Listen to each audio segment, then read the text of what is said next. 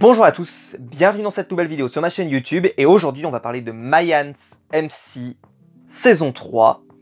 Une vidéo qui était peut-être attendue parce que il n'y a pas beaucoup de youtubeurs qui parlent de la série Mayans. Ceux qui me connaissent un petit peu savent que je suis ultra fan des Sons of Anarchy, on en parlera un jour sur la chaîne, c'est promis.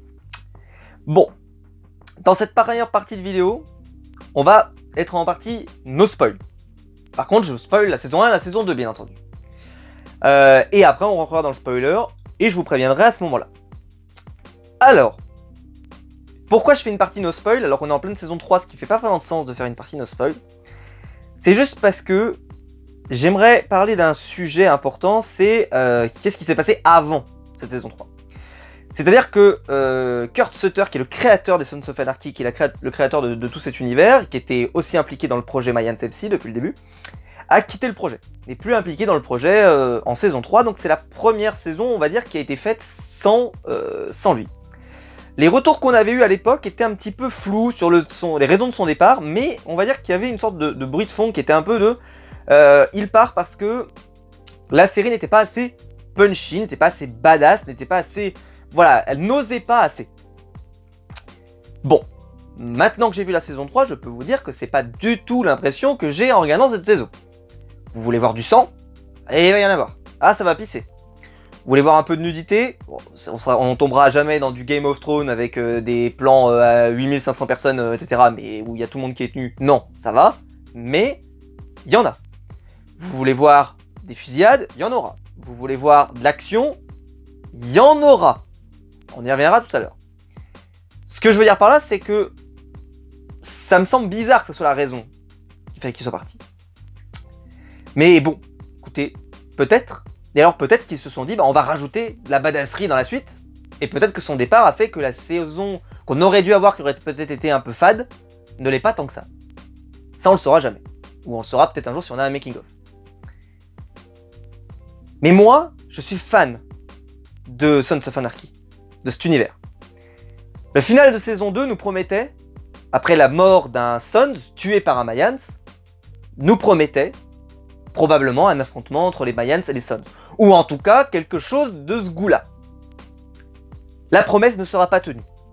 Je le dis maintenant, comme ça vous le saurez, la promesse ne sera pas tenue. Mais c'est pas un spoiler, vous inquiétez pas, parce qu'il n'y a aucun moment où on peut se dire que la promesse sera véritablement tenue. Parce qu'on va partir sur autre chose. On va partir sur un affrontement au sein des Mayans. Qui va démarrer avec la création du mur, vous savez le fameux mur de Donald Trump, et qui va empêcher en fait le trafic classique pour récupérer les armes, et ça va poser problème. Et ça va poser problème pour alimenter les autres clubs qui sont liés, vous savez, aux Mayans. C'est-à-dire qu'il y a le Mayans, vous savez, il y a plusieurs noms, et là par exemple il y a Santa Padre, je sais plus comment on dit, bon, mon espagnol est un peu rouillé, et où c'est là où sont les personnages que nous on connaît, Easy et tous les autres, mais il y en a plein d'autres, mais comme les Sons c'était exactement pareil. Et donc ils sont partis là-dessus, thème qui avait déjà été abordé dans les Sons, avec les Sons of Anarchy, avec toute la branche en Irlande aussi et tout, ça avait été très long, on avait eu beaucoup de choses là-dessus, moi j'avais vraiment kiffé. Là, on va aller aussi là-dedans, et on va partir de là, et puis ça va très très vite partir fort. Très vite, on va rentrer dans... Il faut que ça pisse le sang, il faut qu'il y ait des fusillades, il faut qu'il y ait des choses comme ça, il faut qu'il y ait du combat. Très vite. Et le problème que j'ai avec la saison, et je vous le dis tout de suite, c'est que je n'ai pas aimé cette saison. Je ne l'ai pas aimé du tout. Mais parce que déjà, il y a 3 problèmes principaux. Le premier, c'est que je ne comprends plus ce que je regarde. Ce qui est un vrai problème quand vous regardez une série quand même. Alors, attention, ça peut être à parti pris, comme par exemple si vous regardez Westworld et que vous comprenez rien à ce qui se passe et que dans le dernier épisode, tout est révélé. Ok. Mais là, je comprends plus la narration. C'est-à-dire, où est-ce que tu veux en venir? C'est la question que je me pose. Parce que là, Easy, on va pas se mentir, c'est le Jax Taylor des Mayans. Ok, très bien. Avec un rôle un peu différent, il n'est pas totalement... il n'est pas président, lui, ou vice-président, peu importe, mais en tout cas, il n'est pas aussi influent. Mais toutes les histoires tournent autour de lui. Son ex-copine, il va y avoir une nouvelle copine, je vais vous en parler. Oula, restez accrochés, vous allez voir.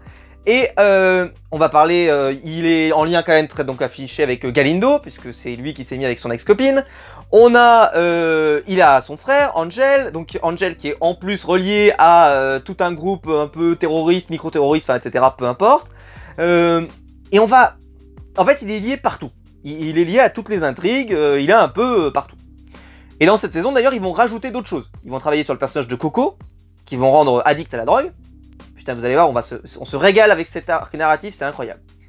Et le deuxième truc qui va se donner, c'est donc le leader du club, qui est Bishop, va lui, on va faire simple, va essayer de devenir le calife. Voilà, on va faire très simple parce que c'est plus complexe que ça, mais on va schématiser comme ça. Et l'autre aspect, c'est Angel qui couche un peu avec tout le monde et qui couche avec des gens et puis on essaie de voir un peu ce que ça crée comme conséquence. Voilà. Et puis le Felipe qui était donc qui est le père, voilà, lui qui était très important la saison précédente, là va être un petit peu moins. Il va être clairement en retrait. Il aura quand même une importance, mais il sera un peu en retrait. Voilà. Potter, on l'oublie, hein, il est plus du tout dans l'intrigue principale, donc voilà, ça c'est terminé, ça c'est vraiment terminé avec la saison 2, on n'imagine pas en tout cas que ça va revenir. Et voilà, on part avec ça, et honnêtement, rien de tout ce que je viens de vous dire là ne va être littéralement passionnant, sauf un arc narratif, et je vous dirai ça tout à l'heure, dans la partie spoil, lequel a été réussi. Mais dans tous ceux que je vous ai dit là, quand on compare avec les Sons, bon je vais comparer avec un chef-d'œuvre, moi les Sons of Anarchy j'estime que c'est un chef-d'œuvre. Mais dans les Sons, on comprend la narration. On comprend ce que veut faire Jax. Jax, il reçoit, il lit ce qu'a fait son père, et ensuite, ce que lui a laissé son père derrière lui, et il veut arrêter le trafic d'armes. Ok, c'est une base, c'est un socle.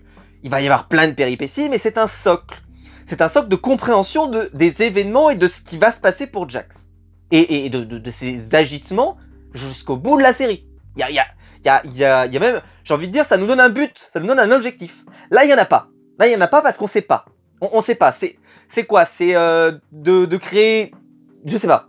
Quel est l'objectif final? Quelle sera la finalité de cette série? Comment elle peut avoir une conclusion? Comment? Alors vous allez me dire, ça pourrait être la même chose avec Breaking Bad. Dans Breaking Bad, il n'y a pas vraiment cette volonté de conclusion. Bah si, parce que le mec est malade. Donc il y aura forcément, à un moment, une conclusion, on va dire, qu'on le veuille ou non, il y en aura une. Là, non. Tu ne sens pas pour le moment cette conclusion que tu aimerais avoir. Et deuxième problème, tu crées une série Mayans. Normalement, ça doit rajouter au lore, c'est-à-dire que ça doit rajouter des trucs. Et au final, je trouve qu'ils racontent les mêmes choses que ce qu'ils racontaient dans les Sons. Mais en moins bien, en plus, tellement moins bien, mais ils reviennent dessus. Et donc ils repartent là-dessus, ils repartent sur des trucs, etc. Le mec qui nous fait une dépression, on l'avait déjà eu. On l'avait déjà eu. Ah putain, enfin, dépression, on s'est compris, mais en tout cas, bon, il y en a un, comme je vous l'ai dit, il a un problème de drogue. Mais honnêtement, ça, on l'avait déjà vu. On l'avait déjà eu. On l'avait déjà. Donc, ce qui fait que ça ne rajoute pas grand-chose. Ça rajoute pas quelque chose de nouveau. Angel, le truc avec les femmes, Jax nous l'avait déjà fait. On a le truc autour du président, autour des enjeux, machin et tout. Bah ça a été plus ou moins déjà fait, parce que comme je l'ai dit dans les Sons, il y avait déjà eu des affrontements au sein des Sons of Anarchy. Donc ça aussi, ça a déjà eu lieu. Donc, qu'est-ce que la série apporte de nouveau? Eh ben, elle va apporter un truc de nouveau, c'est autour de Easy. C'est-à-dire que Easy va avoir un arc narratif qui est quand même assez nouveau, qui n'est pas vraiment fait dans la série principale, même si elle a déjà été faite, parce que Jax a un peu cet arc narratif, mais pas exactement le même, pas du tout. Et d'ailleurs, en plus, j'ai été extrêmement surpris parce que j'ai eu un contre-pied. J'étais quasiment certain d'une de mes théories, j'étais quasiment certain, j'aurais presque pu vendre ma maison, et ça s'est pas réalisé. Bravo, incroyable. Je me suis fait prendre à mon contre-piège. À mon piège. Je me suis fait prendre dans mon piège. Mais tant mieux, parce que j'étais surpris d'être surpris. Donc bravo. Et là, bah, tout ce que je viens de vous dire, là, depuis le début. C'est-à-dire que là, on va avoir un affrontement entre Mayans. Ok. Qui part de ce qui s'est passé, je vous l'ai dit, la mort d'un Sons of Anarchy à la fin. Mais bon, c'est pas lié à ça, c'est lié au fait qu'ils ont tué en fait tout un autre clan. Et donc ils vont partir de là-dessus. Les Sons, ça va pas être vraiment impliqué là-dedans. Ils vont être présents, on va en voir quelques-uns de temps en temps, mais ça va pas être ce que j'attendais. On pouvait s'imaginer que ça allait partir un peu en couille, au final, oui, mais pas comme je l'imaginais. Et puis, bon, Bishop, donc le président, j'ai déjà dit tout le mal que j'en pensais les 2 saisons précédentes, et ben j'en pense toujours autant de mal. J'ai énormément de mal avec ce personnage, je trouve qu'il est vraiment... Mais il n'y a rien à bouffer sur ce personnage. Alors pourtant, il lui a rajouté du drame, il lui a rajouté de l'émotion, il lui a rajouté plein de choses dans cette saison. Ouais, vraiment, ils en ont mis. Mais honnêtement, il n'y a rien qui passe sur moi parce que je trouve que... Bah je sais pas, le personnage est pas si passionnant que ça. Et c'est quand même dommage parce que clairement, bah, dans les Sons, tous les personnages sont ouf malades. Mais ils sont ouf malades. Et bah là, je vais vous dire un truc, c'est ça qui me gêne le plus. Et c'est le troisième point qui me gêne le plus. C'est bordel de merde. On est à la fin de la saison 3. Il n'y a pas la moitié des membres du club que j'aime. Et dont j'ai quelque chose à foutre. C'est quand même effrayant. Vous regardez les Sons à la fin de la saison 1, c'est des membres de ta famille à la fin de la saison 1. Je vous promets que c'est vrai. Quand il y a un enterrement, je spoil pas, il y a un enterrement à la fin de la saison 1 des Sons. Rien que ça déjà, tu comprends tout. Il y a une musique, il y a un moment, il y a un personnage, voilà. C'est une dinguerie avec une musique incroyable et tout. C'était une dinguerie. Et ben avec ça, mais tous les personnages sont hyper intéressants. Enfin, en tout cas, les principaux membres du groupe. Mais il y en a tellement. Là, Coco, il m'a énervé. Bishop, je l'ai trouvé pénible à suivre. Qui c'est que je pourrais citer Taza, alors c'est peut-être celui qui s'en sort globalement le mieux. Parce que bon, lui, au moins, il a 2-3 bricoles à faire. Mais bon, c'est pas si fou que ça non plus. Je sais pas, moi, après, il y a Ritz. J'ai rien à dire sur lui. Voilà, et puis Marcus, qui était le padrino, qui a quitté le club, on l'avait vu à la fin de la saison 2, et qui est aujourd'hui complètement, enfin qui avait quitté le club depuis un petit moment, mais en tout cas qui aujourd'hui est complètement avec Galindo. Ça va être sympa, mais ça va jamais décoller. Pareil, ce personnage, je sais pas pourquoi ça va pas prendre. Et rien ne va prendre. Rien de ce qu'ils vont faire ne va prendre. Et en plus, les épisodes sont extrêmement longs. Ils font quasiment entre 55 et le final fait 1h15. Enfin, le générique est un peu long, donc on va dire 1h10. C'est très long. Pour une série de télé, c'est très long. Hein. Voilà, il y a des séries hein, qui ont fait des fois des épisodes très longs. On pense à Game of Thrones, on pense à... Voilà, très bien. Mais c'est quand même long. C'est long, et ce qui fait qu'ils ont pris leur temps. Mais alors, il y a des trucs où ils ont pris leur temps, et c'est à 2 doigts d'être du génie tellement c'est beau. Vraiment, mais il y a des scènes incroyables dans cette saison. Incroyables. Mais alors, c'est noyé dans un ensemble de trucs qui traînassent, et ça te donne l'impression que la série a vachement patiné dans cette saison. Et en même temps, je vais vous dire un autre truc. C'est que moi, vous le savez, comme je vous l'ai dit, j'aime l'univers des Sons. Je trouve que ils n'ont pas fait quelque chose de trop grave. Parce que l'univers des Sons n'est pas abîmé par ce qui est fait dans le Mayans. Dans Mayans MC. C'est-à-dire que ça ne touche pas ma passion pour les Sons. Donc ça me va très bien. C'est en plus, c'est en bonus, c'est un autre club. Ça n'a pas les mêmes règles. Par exemple, la passion pour ce club, je parle pour la veste. Dans les Sons, c'est une religion. La veste, c'est un truc, c'est presque divin. Dans Mayans, c'est pas le cas. Ça l'est un peu, ça l'est un petit peu, mais je trouve que c'est quand même pas autant. Ils ont pas réussi, je trouve, à diviniser ce blouson comme l'était celui des Sons, dont je voue une admiration incroyable. Et d'ailleurs, ils ont un jeune qui va débarquer, qui donc veut devenir titulaire, donc voilà, donc pour l'instant, il fait un peu les trucs pourris, etc. Le personnage est peut-être celui qui s'en sort le mieux dans cette saison, parce que c'est un personnage assez intéressant, et son évolution sur tout le long de la saison est cohérente, on comprend pourquoi, on comprend sa conclusion, on comprend tout le processus très bien. Mais par exemple, Angel, qu'est-ce qu'il fout tout le long de la saison? À part coucher avec des filles, qu'est-ce qu'il fait vraiment? Rien. Il ne fait rien. Alors, Easy, je le garde pour la partie spoil. Mais, donc Bishop, lui, il est monomaniaque. Lui, vraiment, voilà, c'est le pouvoir, terminé. Putain, Clémoro, c'était toute la subtilité, c'était tout le génie, etc. Là, c'est bourrin, c'est pas intéressant, c'est dommage. Et tous les autres qui sont dans le club, et je vous parle même pas de Coco, le drogueur, alors là, lui, j'en pouvais plus. Et ce qui fait que, à la fin de cette saison, il y a combien de membres du club que j'aime bien? Il y a Easy, potentiellement. Il y a... peut-être Taza, parce que je le trouve plutôt quand même vraiment intéressant. Et le reste, il y avait. Et peut-être un peu Angel, parce que bon, je suis pas insensible à des mecs qui s'envoient des filles dans tous les sens. Je suis pas insensible, je reste un homme. Mais ceci étant dit, rien de plus. Voilà. Je vais m'arrêter là en partie spoiler, parce que la partie no spoil, parce que j'aurais peur de vous en dire trop. Parce que je sais que la série est pas encore arrivée en France, donc elle arrivera sur Canal+. N'hésitez pas à aller la voir quand même, si vous êtes arrivé à la saison 2, je pense que vous aurez envie de regarder la saison 3. Ceci dit, voilà, soyez prévenus, la série va pas tenir ses promesses, en tout cas sur ce qui avait été vendu, je trouve, en fin de saison 2. Va partir sur autre chose. Ça va pas être génial, ça va être plutôt très moyen, voire même mauvais. Mais en même temps, je vais quand même regarder la saison 4. C'est ce que je vous dirais dans cette conclusion de cette partie no spoil. C'est que je regarderai quand même la saison 4 parce que je suis pas dégoûté de la série. Parce qu'il y a encore des choses qui m'intriguent. Et je vais en parler en partie spoiler de la vidéo. Donc si jamais vous l'avez pas vu, allez-vous-en, parce que je vais spoiler comme un goret, et croyez-moi, je vais spoiler.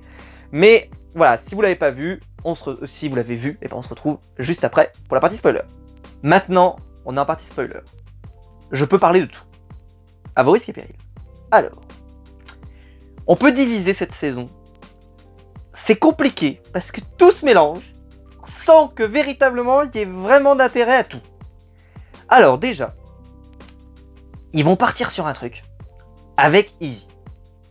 Izzy, ce qu'ils vont faire, alors là c'est pas banal, ils vont lui donner une magnifique, et je utilise le terme, magnifique petite amie, qui s'appelle Gabriella, ou Gabi, si je ne me trompe pas. Qui est sublime. Qui est probablement l'une des plus jolies femmes que j'ai jamais vues de ma vie. Mais pas parce qu'elle est esthétiquement belle, ça c'est subjectif. Ce qui ne l'est pas par contre, c'est à quel point c'est la femme parfaite. Mais quand je dis parfaite, c'est elle est gentille, elle est sympa, elle s'occupe du père de Izzy, elle est solaire, un sourire à faire tomber en amour. Ah, vous allez me dire que je suis fleur bleue, mais honnêtement, elle est incroyable cette femme. Elle est incroyable. L'actrice est incroyable. Mais vu ce qu'ils lui font faire, tu m'étonnes. Elle est solaire. Elle arrive quelque part, elle attrape tout le momentum de tout le monde. Même de Izzy, même de Felipe, même de Angel. Personne n'y résiste. Ce qui est effrayant hein, sur le papier, hein, parce que ça n'arrive pas avec Jax dans Sons of. Ça n'arrive pas. Jax est quelque part, ou Ron Perlman, alias Clay Morrow, est quelque part. Le monde s'arrête autour d'eux. Parce que c'est quand même les personnages principaux. Et je peux dire la même chose pour Gemma Taylor, etc., etc. Mais là, non. Elle est arrivée, elle a avalé tout le potentiel de passion que on peut avoir pour les autres. Je n'étais focus que sur elle. Alors par contre, c'est chiant à mourir. C'est-à-dire que, quand on aime les séries d'action, c'est le côté... voilà, l'histoire d'amour, Izzy qui va aller, voilà, et l'histoire se crée au fur et à mesure, il se dragouille, elle l'invite chez lui, nanani, enfin, elle s'invite chez lui, on pourrait presque dire, hein, et puis là, j'ai envie de dire, il me fait une Clark Kent de Smallville, quoi. Elle est dans son van pourri, là, en plus, putain, et elle arrive dans sa caravane, là, elle est venue, elle est amoureuse, mais à fond, bordel. Et là, il est en train de... vous l'imaginez bien, il joue pas au Scrabble. Il va commencer, ça va démarrer. Et il est ailleurs. Il est ailleurs, il pense à d'autres trucs, des trucs un peu violents qu'il a fait, etc. Et là, elle lui dit, t'es pas avec moi. Et là, mais honnêtement, alors, Clark Kent dans Smallville, j'avais envie de lui mettre des gifles par le fait qu'il faisait n'importe quoi avec la langue. Je peux te dire, Izzy, t'en mérites le double avec ce que tu m'as fait dans cette saison. Mais qu'est-ce qui t'a pris, Izzy? Non mais sans déconner, y a pas une de tes décisions dans cette putain de saison...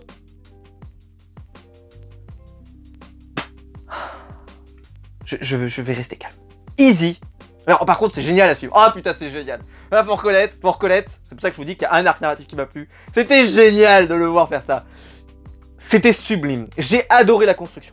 Alors là, c'est le second personnage le mieux écrit, hein, la fille, Gabriella. Elle arrive. Il y a toute l'histoire machin.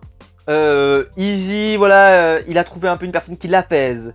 Elle est super bien intégrée dans la famille. Elle est géniale. J'ai cette phrase lunaire où elle dit oui, j'avais rencontré quelqu'un, il était pas fan parce que j'étais mexicaine, donc j'étais pas quelqu'un, j'avais un peu pas bol de peau, etc., un peu une immigrée, machin, donc j'étais mal vu, etc. Il va y avoir deux connards blancs là qui vont se foutre de sa gueule, etc. Putain, tu les as vus les mecs? Oh putain, elle est sublime la meuf, elle est sublime, elle est gentille comme tout et tout. Bordel, je crois plus en l'humanité s'il y a des gens comme ça qui existent quoi. Mais putain, vous ramenez cette femme à vos parents, j'ai envie de dire. Mais normalement, il l'aime dans la minute qui suit, quoi. Elle est sublime, elle est gentille, elle est magnifique, elle a tout pour elle. En plus, elle est brillante parce qu'elle a réussi à être prise dans une école, on l'apprendra à la fin. Putain, bordel, qu'est-ce qu'elle a comme défaut? Ok, bordel, elle est pas riche, et c'est pas grave. C'est pas grave. Tara, elle était riche, elle était pas riche non plus dans Sons of Anarchy, et ça je jouais pas. Et Angel non plus, la fille avec qui elle sort, elle est pas riche non plus, mais on s'en fout, bordel. Putain, je comprends pas, mais vraiment, mais il y a eu tout un arc narratif pour vous expliquer qu'elle était pas machin et tout. Non, elle est sublime, elle est parfaite, ne cherchez pas. Et alors là, la scène incroyable, mais incroyable en termes de réalisation, où t'as, voilà, il veut la reconquérir parce que bah elle est, je sais pas, il est pas complètement dans cette relation, machin. Bref, il va la reconquérir. Il va chercher, je sais plus ce qu'il va prendre là, il y a une sorte de vendeur, c'est de popcorn et tout, il y va. Et là, la scène sublime. Sublime sur 100, hein. Sur 20, sur 100, sur 1 million, ce que vous voulez. C'était trop beau. Où il revient, il y a la caméra qui est dans la voiture, et là tu vois un mec qui débarque comme ça derrière et qui va tirer sur Izzy. Et tu sais qu'Izzy, il peut pas mourir, c'est pas possible. Je veux dire, c'est le héros principal de la série. Comment c'est possible qu'en plein milieu de la saison 3, il meurt? Ce n'est pas possible, d'accord? En termes d'écriture, ça n'est pas possible. Et là, c'est incroyable du point de vue comme ça là, c'est parce qu'on s'est mis de son point de vue. Il se retourne, il se prend, il arrive à le désarmer. Il monte dans la voiture, le mec lui tire, et là il lui dit mais c'est bon, tu vas bien? Et elle lui dit bah oui, mais bon, elle est sous le choc. Et là lui on voit qu'il pisse le sang, il est à deux doigts de crever. Elle l'emmène à l'hôpital, il pisse le sang, elle en a plein la chemise, plein la robe, je sais plus ce qu'elle portait, peu importe. Et c'est une dinguerie, la scène était une dinguerie, et la scène suivante était une dinguerie. Et là, on enchaîne, donc on va revenir, là elle comprend que c'est un peu un bad boy, machin, mais bon, il a quand même un bon fond, elle l'aime beaucoup et tout. Putain, il est tombé sur la bonne, bordel, parce que avec des scènes comme ça, normalement tout le monde fuit à 2000 à l'heure, elle reste là, quoi, elle est encore là avec lui. C'est incroyable, et là, elle revient. Les deux passent un moment, tous les deux, ensemble, nickel. Et cette fois-ci, il est focus. Putain! Parce que là, j'en ai t'en collé une autre. Hein. Si jamais tu perdais ta concentration à ce moment-là, je t'en collais une. Je t'en collais une, Izzy. Vraiment. Et là, donc, Izzy, nickel. Tout va bien. Ça commence à prendre cette histoire, voilà. Et là, il va dans le fameux glacier, là, dans lequel, et là, il y a les deux abrutis dont je vous ai parlé. Et là, il les fracasse. Et là, bordel, t'as envie de dire, putain, mais qu'est-ce que t'as foutu, quoi. Putain, mais qu'est-ce que t'as foutu, quoi. Et là, il la fracasse. Et là, en plus, alors là, bon, déjà, pour moi, c'était stupide, là, qu'il les fracasse tous les deux. Mais là, il se retourne et il lui met un coup de poing. Mais Izzy, tu mérites des paires de gifles pour avoir fait ça. Mais honnêtement, c'est même improbable qu'elle soit encore avec toi après, dans la suite de la série, là, juste dans la suite de la saison. Mais c'est improbable. Tellement il a fait d'erreurs manifestes, c'est incroyable. Et alors, sa solution miracle, c'est de quitter le club. Putain, c'est un truc qu'on avait déjà vu avec Jax Taylor qui voulait plus ou moins quitter le club pour Tara. Et au final, il devient président. C'est le truc, voilà. Au lieu de quitter le club, il devient président. Voilà, Jax Taylor en une saison, c'est la saison 4. Incroyable. Bref, peu importe. Et mais ça, je peux pas trop vous en raconter, mais peu importe. Et il arrive, et ça, c'est sublime. C'est sublimissime. Enfin, si, parce que maintenant, on n'a pas du spoiler, donc je peux spoiler un peu plus. Bref, peu importe. Et donc... voilà, et ensuite, bon, bah, il veut quitter le club, et là, son père Felipe va dire à la fille, non, il changera jamais, il faut que tu te barres, et elle se barre, et il se retrouve tout seul, il revient dans le club, et puis il redevient le soldat qu'on avait, comme Jax, exactement pareil, ah merde, c'était trop beau, c'était trop bien écrit, c'était long hier, mais alors que c'était bien écrit, c'était sublime. Bon, deuxième point. Ensuite, on a... parce que la mère Galindo a été morte. Ok, très bien. Donc, Miguel, lui, dans cette saison, il va strictement rien foutre. Alors là, c'est très impressionnant parce que, après avoir été quand même un élément très principal de l'intrigue au début de la saison 1, en saison 2, il est quand même un petit peu moins intéressant, mais alors en saison 3, alors il sert à strictement rien. Voilà, il va passer son temps avec sa copine, il va faire venir sa sœur, machin et tout. C'est nullissime, ça ne sert à rien. Mais par contre... parce que quand je vous dis que c'est nul, c'est que par contre, il y a quand même du chef-d'œuvre absolu. Et là, tu as le moment de grâce ultime en termes de réalisation avec la musique. Le moment, c'est épisode 9, dans lequel il va noyer sa copine, pardon. C'était sublime. Parce que tout le long, j'ai dit non, c'est pas possible. Ah non, c'est pas possible. Elle fait partie des personnages, comme Izzy, que j'estime qu'ils ne peuvent pas mourir. D'accord? Ils ont une immunité parlementaire, ils ne peuvent pas mourir. C'est comme ça. On peut pas. Tu n'as pas le droit. Ça ne peut pas arriver à ce moment-là. Mais... les Sons ont été capables de tuer Opie. Hein, ils ont été capables de faire ça. Ils ont été capables de faire ça à un moment où c'était improbable sur 1000 que ça arrive, d'accord? Ils ont été capables de faire ça. S'ils sont capables de faire ça, tu te dis que peut-être qu'ils vont faire un truc quand même absolument improbable. Il va la noyer. Il va lui mettre des cachets, après il va la noyer et tout. Putain, ça a duré tellement longtemps que j'étais sûr qu'elle était morte. J'étais sûr qu'elle était morte. Mais parce que tout le long, je me suis dit, mais non, vous inquiétez pas, ça va bien se finir, ça va bien se finir. Et ça a réussi à me faire douter. Ça a réussi à remettre en cause ma foi la plus totale, alors que j'étais sûr. C'est là que je dis bravo. Bravo parce que j'aurais jamais cru si ça n'avait pas été aussi bien fait. C'est sublime. Sauf qu'après, elle va s'en rendre compte et elle va l'abandonner, alors que lui, en plus, il est en train de se faire choper par les flics. Ce qui, d'ailleurs, Je trouve que le retournement, là, le fait qu'il se fasse choper par les flics maintenant, je trouve ça ridicule. Je trouve que la construction comme ça aurait dû être plus préparé. Là, il ramène Potter un peu comme ça à la fin. Ouais, j'ai trouvé ça dommage. Voilà. En plus, Potter, il sert juste à la révélation pour Adelita, pour lui dire non, non, ton gamin, il est pas mort. Voilà, super. Putain, vous avez eu toute une saison pour nous raconter ça, honnêtement. C'est tout ça pour ça, quoi. Bon, bref, peu importe. En tout cas, c'était pas très intéressant. De toute façon, tout l'arc d'Adelita est pas hyper intéressant. Elle est dans une politique de vengeance, mais honnêtement, c'est un peu relou, c'est un peu long. Elle parle peu.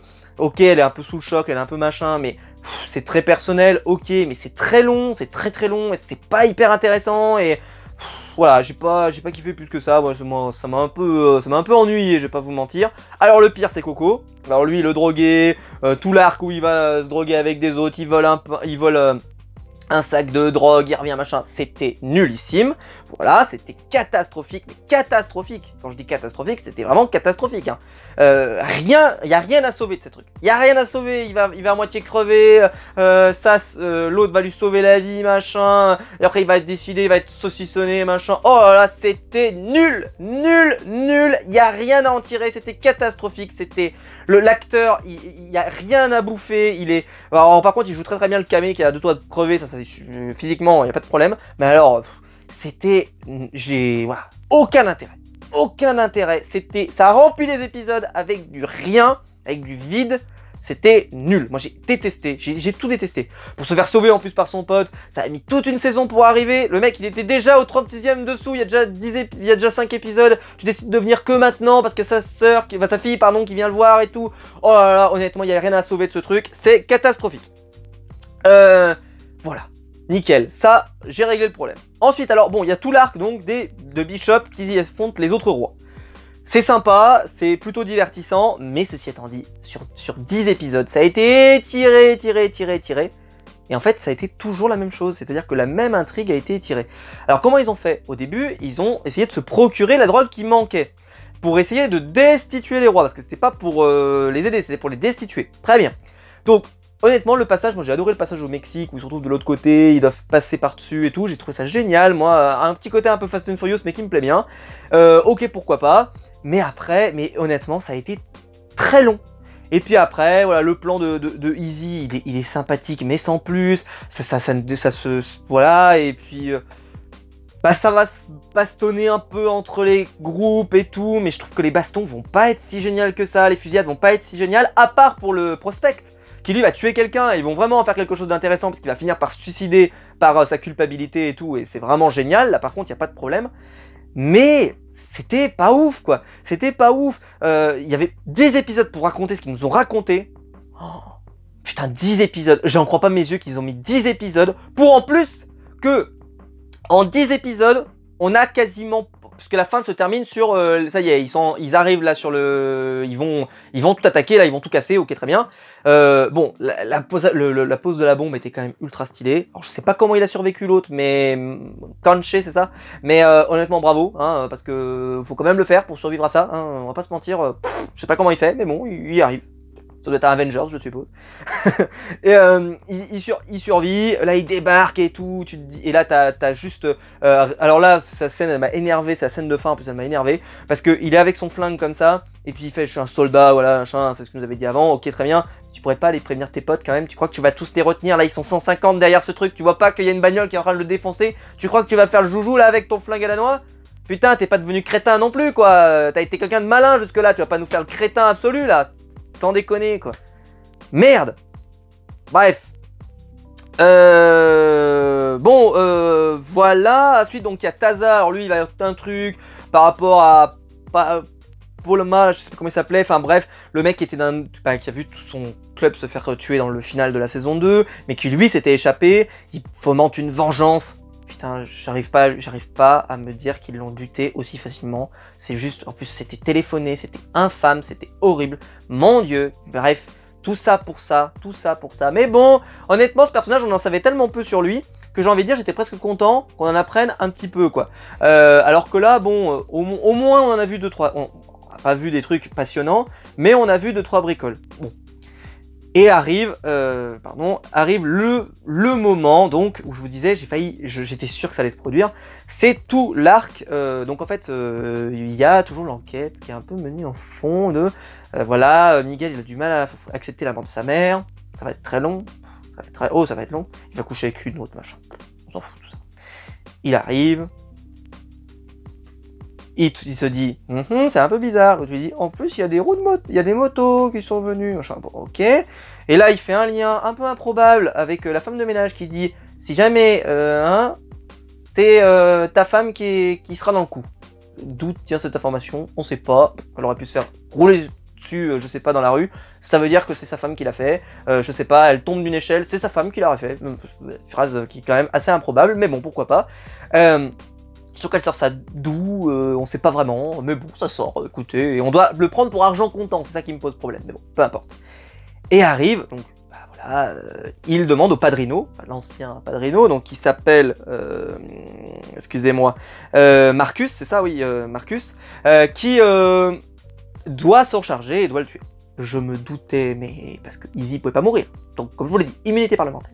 Mais alors par contre, quand il se retrouve dans la salle de bruit, quand il se retrouve dans la boucherie, on est d'accord que Izzy attend, enfin, il y a sa copine, qui n'est plus sa copine, mais bon bref, peu importe, qui est censée arriver. Et alors là, je me suis dit, bon bah là, elle va crever. Ah bah là, elle va crever, là, il y a trop de signes. Il y a trop de signes. Elle s'accroche, elle veut partir, elle veut l'emmener, ça ressemble un peu à Tara, qui avait envie d'emmener Jax. Il y avait une musique là qui se tue. Et je me suis dit, Padrino, il va arriver, il va dire... il va tuer, je sais pas, il aurait tué par exemple la copine de Izzy, elle tombe au sol. Et là, il lui dit, bah voilà, c'est pour la vengeance de Miguel. Comme ça, tu as tué sa mère, toi, je tue ta femme. Comme ça, on remet les pendules à zéro, quoi. Je sais pas comment aurait réagi le personnage d'à côté, mais je me dis que peut-être que ça aurait pu suffire. En tout cas, il aurait pu peut-être se laisser convaincre que ça suffisait. À voir. Parce que déjà, il se laisse plus ou moins convaincre, bah, peu importe. Et j'arrête pas de dire peu importe dans cette vidéo. Et ça, c'était tellement... En fait, je le voyais tellement venir que là, à ce moment où il dit juste non, non, je le tuerai pas dans la boucherie, son père il a vraiment souffert et tout, on va attendre, on va le laisser partir et tout, et puis hop, il part et tout.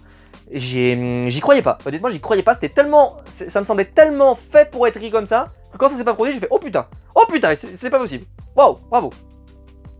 Donc voilà, donc tout le monde est en train de se retourner contre eux, hein, contre le club, voilà, tous les Mayans du monde. On n'est pas à l'abri que les Suns s'y ajoutent, puisqu'il y a un Mayans en plus qui a été tué. Il y a un Suns qui a été tué, qui en plus, bon, on l'a pas trouvé son cadavre, etc. Mais j'ai hâte qu'on le retrouve celui-là, parce que ça va quand même être déclencheur. On se disait quand même que ça aurait dû être déclenché à la fin de la saison 2, mais pour l'instant, ça n'a pas eu d'implication vraiment et d'impact. La mort de ce Suns, au final, a été plus ou moins sans conséquence pour le moment. Bon, c'est un peu dommage, de mon côté en tout cas. Angel, lui, voilà, il va retrouver Adelita. Il est en relation aussi avec une autre fille qui va mettre enceinte, donc il va se mettre avec elle, donc il va lui demander de l'épouser. Il va se mettre avec, ok. Sauf qu'il est quand même clairement amoureux de l'autre. Ce qui est un peu étrange, je vais pas vous mentir, parce qu'elle est plutôt sympa, mignonne. Je sais pas qu'est-ce qu'il a que de passion débordante pour cette femme qui en plus est devenue un peu ma boule mentale. Honnêtement, il avait pas l'air malheureux avec cette fille. Bon, j'en sais rien, bon. Cherchons pas à comprendre. En tout cas, voilà. Et là, dans cet épisode-là, donc qui est l'épisode de la fête, donc là, le prospect qui avait tué quelqu'un dans un épisode précédent se flingue. Après avoir discuté avec Izzy, hein, qui lui explique que voilà, c'est ce qu'ils font, c'est pour ça qu'ils sont aussi méchants. Faut se rendre compte en fait de ce que c'est. J'ai trouvé ça sublime. Ah, la scène, elle est sublime. C'est pour ça que je vous dis dans cette saison, il y a de tout. Ah, il y a à boire et à manger. Hein. Il y a vraiment de l'excellentissime, mais c'est noyé dans de la merde. Donc forcément, le excellentissime devient un peu moyen. Mais alors, le peu de trucs sur lesquels ils se sont concentrés, vraiment, pour moi, ils l'ont super bien réussi. La relation Izzy avec sa copine, réussi. Le prospect, super bien. Ça, vraiment, il y a des trucs qu'ils ont super bien gérés. Et alors, le coup de la copine de Galindo et tout, ça, c'est super. Moi, j'ai adoré. J'ai trouvé ça hyper réussi. C'est mes goûts, hein. Mais j'ai trouvé ça hyper réussi. Je pense d'ailleurs que c'est probablement ce qu'ils ont fait de mieux dans la saison, dans le sens de... en termes de continuité, c'est-à-dire qu'on comprend bien comment il en arrive à penser ça de sa femme, que le couple se distend au fur et à mesure. Honnêtement, c'est super bien fait. Ceci dit, c'est hyper long pour en arriver là, quoi. C'est hyper long, mais la scène où il essaie de la noyer est tellement incroyable. Elle est tellement incroyable que rien que pour ça, ça valait le coup, quoi. Et puis voilà. C'était... ah oui, j'ai pas parlé du générique. Le générique, il était très décevant, je trouve. Il y avait un côté viking dans le générique. Vous savez, un côté où il n'y a pas trop de paroles, mais voilà, vraiment un rythme comme ça, c'est le plus important, c'est le rythme. Et ben, Viking, ça m'a fait beaucoup penser à Viking. Ceci étant dit, c'est vrai que je regrette le theme song des Sons qui était vraiment iconique. Celui-là, je sais pas, je l'ai trouvé moyen, mais par contre, le générique en lui-même, avec les images qui étaient choisies, il était absolument sublime. Sinon, voilà, si on parle juste de la caméra et des plans de caméra, il y a des plans absolument sublimes, je trouve, dans cette saison. Vraiment, en termes de réalisation, ils se sont sortis les doigts de là où ils s'étaient mis, parce qu'il y a vraiment des plans incroyables, et incroyables. Je parle même pas du plan juste où t'as tout, dans le générique où t'as les motos comme ça qui partent, là, elle est sublime, mais alors, il y a des plans par exemple sur le visage de Easy quand il est en train de piloter sa moto qui sont incroyables. Il y a des plans de loin, quand ils sont au bord de la frontière, là, qu'ils essaient de faire passer la drogue, c'est sublime. Aussi quand ils sont dans son trou, là, ils essaient de faire passer la drogue, et qu'il y a les flics qui débarquent et tout. Je trouve que c'est hyper bien filmé, le fait qu'on les voit d'arriver, enfin, c'était génial, j'ai adoré. Bravo, parce que la série, vraiment, tu sens qu'ils ont voulu bien faire. Toi, c'est pas une série pourrie où tu te dis putain, ils ont fait n'importe quoi et tout. Non, vraiment, ils veulent bien faire, ça se sent. Ça se sent. Je critiquerai pas, ça se sent qu'ils veulent bien faire. Vraiment, ça s'est soigné, c'est bravo. Mais, vous me voyez venir tout de suite, mais, ce qu'ils ont fait, ce qu'ils ont raconté, c'était trop long pour en arriver là. C'était trop long. Alors, les Sons a eu ce problème, c'est pour ça que je suis pas forcément le plus inquiet du monde, ça dépend ce qu'ils vont faire dans la saison 4. Pourquoi? Parce qu'en saison 3, c'est ça? Ou 4? Non, 4. Il y a tout un passage... Non, saison 3, pardon. Non, saison 3. Il y a tout un passage où ils vont en Irlande, justement, ils vont en Irlande. Et c'était un peu long. Je me souviens, je me l'ai dit, c'est un peu long. Tout le passage en Irlande, même s'il était intéressant et qu'il était cool, c'était un peu long. C'était un peu pareil, tu vois, on était en saison 3. C'était un peu longuet, ça avait du mal à se déclencher. Et par contre, le final de la saison 3, c'est un des plus grands finales de série que j'ai vu. C'est-à-dire de saison de série en tout cas. C'est vraiment un truc, c'est un chef-d'œuvre absolu, c'est un moment de grâce ultime avec Opie qui est absolument incroyable, avec peut-être une des meilleures répliques de tous les temps. Bref, et avec une réalisation au poil, j'ai envie de dire, parfaite, la perfection absolue. Selon moi, hein, vraiment, c'est le final de la saison 3, je peux le revoir tous les jours. Hein. Je l'ai déjà revu peut-être 15 fois.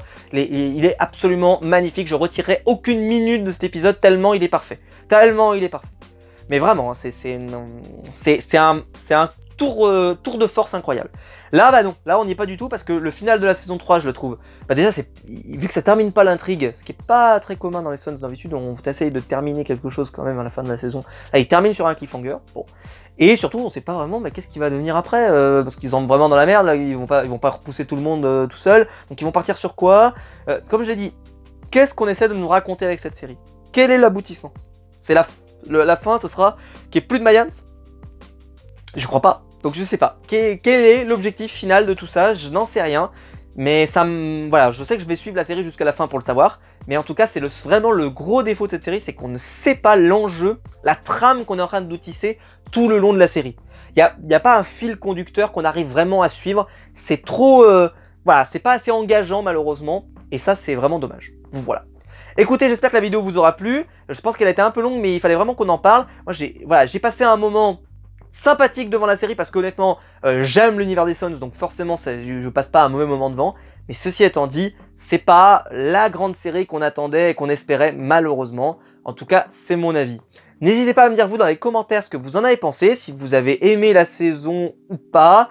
Voilà, si vous aussi vous êtes quand même très mitigé sur cette saison. Mais est-ce que vous allez continuer derrière? C'est ce qui m'intéresse presque le plus. C'est est-ce que si vous avez été un peu mitigé comme moi, est-ce que vous allez continuer? Moi en tout cas, je vais continuer. N'hésitez pas à liker la vidéo, à vous abonner, à la partager sur les réseaux sociaux. Le bouton rejoindre juste en dessous pour donner un membre soutien. Merci à tous. Et quant à nous, on se retrouve très vite pour une nouvelle vidéo. Ciao!